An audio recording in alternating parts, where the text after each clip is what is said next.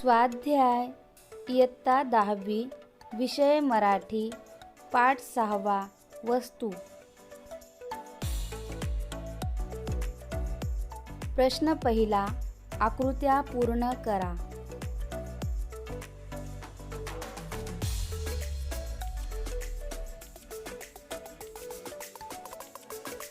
वस्तूंची माणसासारखी असणारी वैशिष्ट्ये।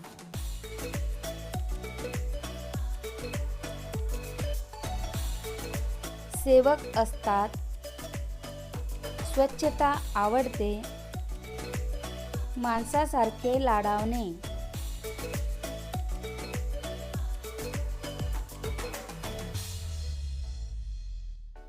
वस्तूंजवळ माणसांसारख्या नसणाऱ्या गोष्टी।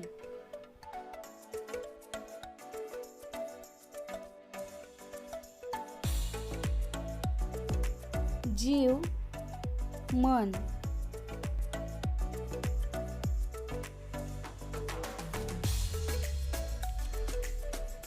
कवीने वस्तूंवर मानवी भावनांचे केलेले आरोप।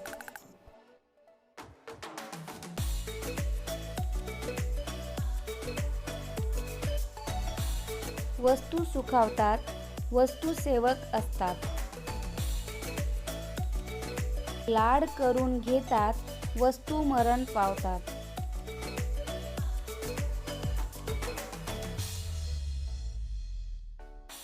प्रश्न दुसरा, कारणे लिहा। वस्तूंना जपावे आणि त्यांचे लाडही करावेत। कारण वस्तूंना जपावे आणि त्यांचे लाडही करावेत कारण नंतरच्या काळातही त्या आपला स्नेह जिवंत ठेवणार आहेत। वस्तूंना हक्काच्या घरात राहू दिले जात नाही कारण वस्तूंना हक्काच्या घरात राहू दिले जात नाही कारण त्यांचे आयुष्य संपते।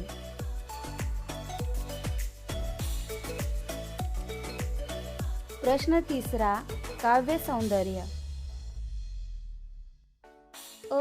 कवितेतील खालील ओळींचे रसग्रहण तुमच्या शब्दांत करा। वस्तूंना मनही नसेल कदाचित, पण ते असल्यासारखे वागलो तर वस्तू प्रचंड सुखावतात। आशय सौंदर्य। वस्तू या कवितेत कवी द.भा. धामनसकर यांनी निर्जीव वस्तूंनाही सजीव प्राणिमात्रांसारख्या भावना असतात, त्या संवेदनशील असतात हे बिंबवले आहे। तसेच वस्तूंना सहानुभूतीने समजून घ्यायला हवे व त्यांना प्रेमाने वागवायला हवे असे प्रतिपादन केले आहे। काव्य सौंदर्य।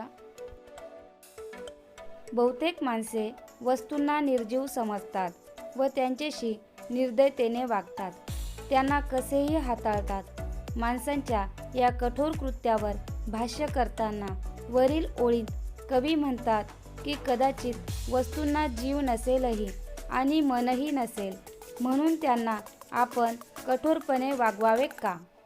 वस्तूंना मन आहे असे समजून जर त्यांच्याशी आपण चांगले वर्तन केले तर वस्तूंना खूप आनंद होतो, त्या सुखावतात। आपल्या कुटुंबातील त्या घटक आहेत अशी आपुलकी आपण दाखवली तर वस्तूही आपल्याला प्रेम व माया देतील।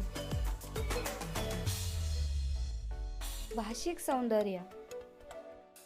मुक्त शैलीतल्या या रचनेमुळे कवींनी या ओळीतून रसिकांशी थेट संवाद साधला आहे। अगदी साध्या पण आवाहक शब्दात मोठे तत्त्व बिंबवले आहे। वस्तू व माणूस यातील स्नेहसंबंध आत्मीयतेने जपायला हवा हा संदेश अगदी हळूवार पद्धतीने कवींनी दिला आहे। वस्तूंनाही असते आवड स्वच्छ राहण्याची, याबाबतचा तुमचा दृष्टिकोन सांगा। द.भा. धामनसकर यांनी वस्तू या कवितेमध्ये वस्तूंना कसे हाताळावे व जोपासावे याचा वस्तुपाठ देताना वस्तूंचे मानवीकरण केले आहे. बरीच माणसे वस्तूंना सजीव समजत नाहीत. त्यांनाही भावना असू शकतात हे लक्षात घेत नाहीत. कवी म्हणतात की त्यांनाही जीव आहे, मन आहे असे आपण समजून त्यांच्याशी वागलो तर वस्तूंना परमानंद होतो. वस्तूंना कसेही हाताळू नये. त्यांना एखाद्या लहान मुलांसारखे लाडावून मायेने हाताळावे. हाताळताना आपले अस्वच्छ हात लावू नयेत, कारण वस्तूंनाही स्वच्छतेची आवड असते. महात्मा गांधींचे वचन आहे की स्वच्छता हाच परमेश्वर आहे. म्हणून केवळ माणसाने स्वच्छ राहावे असे नाही, आपण ज्या वस्तू वापरतो त्यांनाही स्वच्छ राखता आले पाहिजे. वस्तूंना असते आवड स्वच्छ राहण्याची. या ओळीतून माणसाला वस्तू हाताळण्याचा निकोप दृष्टिकोन दिलेला आहे.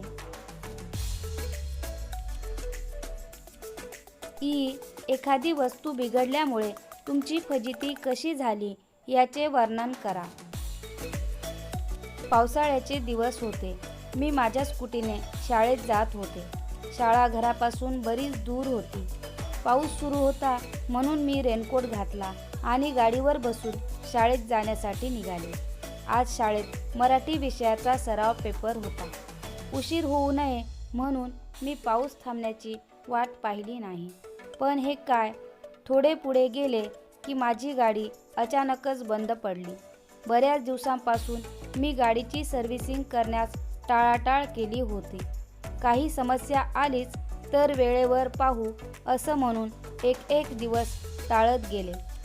त्याचा परिणाम असा झाला. वेळेवर गाडीची सर्व्हिसिंग केली असती तर कदाचित असे झाले नसते. तुमचा वर्गमित्र वर्गखोली शालेय परिसरातील वस्तूचे नुकसान करत आहे. या प्रसंगी तुम्ही काय कराल ते सांगा. आमची वर्गखोली नव्यानेच सुंदर सुंदर चित्रांनी रेखाटली होती. वर्गात बसल्यावर ती चित्र पाहून प्रसन्न वाटायचे. पण माझा वर्गमित्र पप्पू थोडा खोडकर होता. येता जाता तो त्या चित्रांना हात लावायचा. एकदा तर त्याने कमालच केली. ओले हात भिंतीला पुसत असताना मी त्याला पाहिले. मला राहवले नाही. सरांना सांगितले तर सर त्याला शिक्षा देतील म्हणून मीच त्याला समजावून सांगण्याचे ठरवले. मी त्याला समजावून सांगितले, भिंतीवरील या बोलक्या चित्रांमुळे आपल्याला खूप काही शिकायला मिळते आणि आपला वर्ग सुंदर दिसतो. चित्र पाहून प्रसन्न वाटते. म्हणून तू या चित्रांना परत परत हात लावून खराब करू नकोस. ती चित्र जरी निर्जीव असली तरी ती आपल्याला आनंदच देत आहेत. मग आपण सजीव असून त्यांच्यासोबत असे का वागायचे? पप्पूला माझे म्हणणे पटले व त्याने परत चित्रांना हात लावणार नाही अशी कबुली दिली.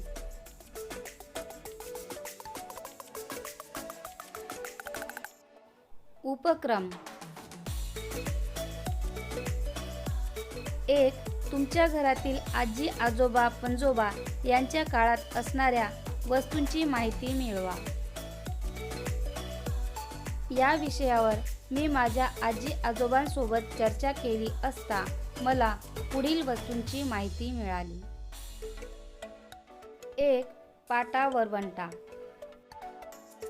पुरणाची डाळ व इतर भिजवलेल्या डाळी वाटण्यासाठी. 2. जात, गहू, ज्वारी, डाळी इत्यादी धान्य दळण्यासाठी. 3. रेडिओ, बातम्या, गाणी व इतर कार्यक्रम ऐकण्यासाठी. 4. पखाल, पाणवठ्यावरील पाणी पखालीमध्ये भरून ती म्हैशीच्या किंवा इतर प्राण्यांच्या पाठीवर ठेवून पाणी आणण्यासाठी. 5. गंगाळ. तांब्याचे किंवा पितळीचे गंगाळ गोलाकार आकाराचे असायचे. त्याला दोन्ही बाजूंनी धरण्यासाठी 2 कड्या असायच्या. अंघोळ करण्यासाठी गंगाळाचा उपयोग व्हायचा. 2 वस्तूंची नीट काळजी घेणाऱ्या आपल्या कुटुंबातील सदस्याची मुलाखत घेऊन संवाद लेखन करा. माझे वडील प्रत्येक वस्तू काळजीपूर्वक हाताळायचे. कधीकधी मलाही नवल वाटायचे की या निर्जीव वस्तूंची हे इतकी काळजी का घेतात. उत्सुकतेपोटी मी त्यांच्याशी या विषयावर संवाद केला. तो पुढील प्रमाणे. बाबा, मला तुमच्याशी थोडं बोलायचं. बाबा, थोडं थांब. झाडांना पाणी देण्याची वेळ झाली. ठीक आहे बाबा, तुम्ही आधी झाडांना पाणी द्या, नंतर बोलूत आपण. बाबा, काय म्हणतेस बेटा? बाबा, तुम्ही दररोज झाडांना पाणी देताना गाणं का गुणगुणता? बाबा, झाडांना प्रसन्न वाटण्यासाठी. पण बाबा, ते कसं शक्य आहे? झाडांना थोडंच ऐकू येतं. बाबा, तसं नाही बेटा. वनस्पतीशास्त्रज्ञांनी शोध लावला की झाडांना पाणी देताना गाणी गुणगुणली तर त्यांची वाढ जास्त गतीने होते. इतकंच नाही तर आपण कोणतेही काम करत असताना ते काम आनंदात व प्रसन्न मनाने केले तर सगळीकडे सकारात्मक ऊर्जा पसरली जाते. मला आज तुम्हाला हेच विचारायचे होते. तुम्ही तुमच्या जवळच्या प्रत्येक वस्तू अतिशय काळजीपूर्वक हाताळता. त्यांची लहान मुलांप्रमाणे काळजी घेता. मला तुम्हाला असे करताना पाहून खूप नवल वाटते. बाबा, हो बेटा, आपल्या जवळच्या प्रत्येक वस्तू एक प्रकारे आपली सेवाच करत असतात. त्यामुळे त्यांची योग्य प्रकारे काळजी घेणे ही आपली जबाबदारी असते. यानंतर तू देखील प्रत्येक वस्तूची अशीच काळजी घेत जा. ठीक आहे बाबा, मी पण आजपासून प्रत्येक वस्तू काळजीपूर्वक वापरेल, तिचा योग्य प्रकारे सांभाळ करेल. 3.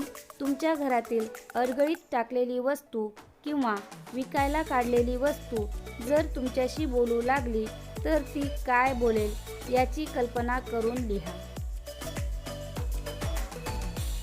घरात कुणाच्या तरी हुंदक्यांचा आवाज ऐकू येत होता. आवाज अडगळीच्या खोलीतून येत होता. डोकावून पाहिले तर रद्दी पेपर ओले झालेले दिसले आणि नवल म्हणजे मी त्यांच्याजवळ जाताच ते माझ्याशी बोलायला लागले.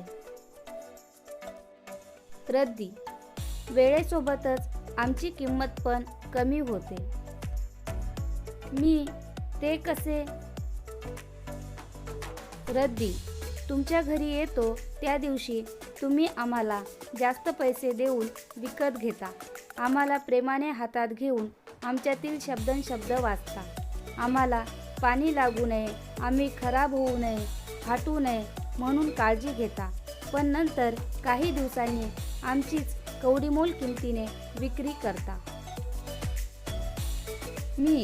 हो, खरंच तुम्ही म्हणत आहात ते मला पटत आहे. रद्दी, खूप वाईट वाटते आम्हाला.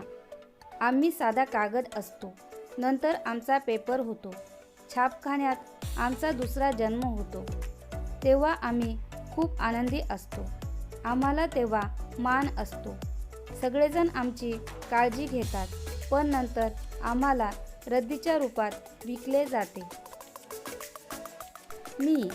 हो, तुमचे खरे आहे. पण हे तर चालतच राहणार. प्रत्येक वस्तूचीच नव्हे तर व्यक्तीची जागा देखील बदलत असते. त्यामुळे आपण गर्व करू नये. तुम्ही रद्दी म्हणून विकल्या गेलात तरी तुम्ही जिथे जाल तिथे तुम्ही इतरांच्या उपयोगीच पडाल. यातच जीवनाचा आनंद आहे. रद्दी, हो, खरंच तुमचे म्हणणे पण बरोबर आहे. पटले मला तुमचे म्हणणे. कुठेही जा, पण इतरांच्या उपयोगात येणे हेच महत्त्वाचे.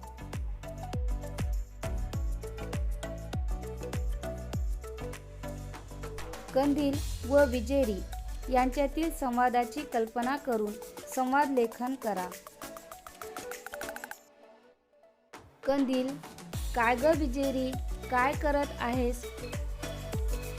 विजेरी: काय करणार, वीज गेल्यामुळे मीच प्रकाश देण्याचे काम करत आहे. कंदील: अगं मग चांगलं आहे ना, ते तर आपलं कामच आहे. विजेरी: हो, पण जशी मी आले तसे तुझे काम तर कमीच झाले. कंदील: तसं नाही ग, त्या दिवशी तुझे सेल अचानक बंद पडले तेव्हा मीच उपयोगी आलो. विजेरी: हो, पण तुला पेटवणे तसे अवघडच, मी मात्र एका बटनावरच लख्ख प्रकाश देते. कंदील: हो ग, पण रात्रीच्या वेळी तुझ्या लख्ख प्रकाशापेक्षा माझा शांत मिळमिळता प्रकाशच लोकांना जास्त आवडतो. विजेरी: हो, तुझे पण बरोबर आहे. तू माझ्यापेक्षा जास्त उन्हाळे पावसाळे पाहिले. तू लोकांची खूप सेवा केली. मी तर आत्ता आले. कंदील: अगं, आपल्या दोघांचेही काम एकच आहे. अंधारात प्रकाश देऊन आपण लोकांची सेवाच करतो. त्यामुळे कुणीच मोठं नाही आणि कुणीच लहान नाही. विजेरी: हो रे कंदील दादा, तुझे बरोबर आहे.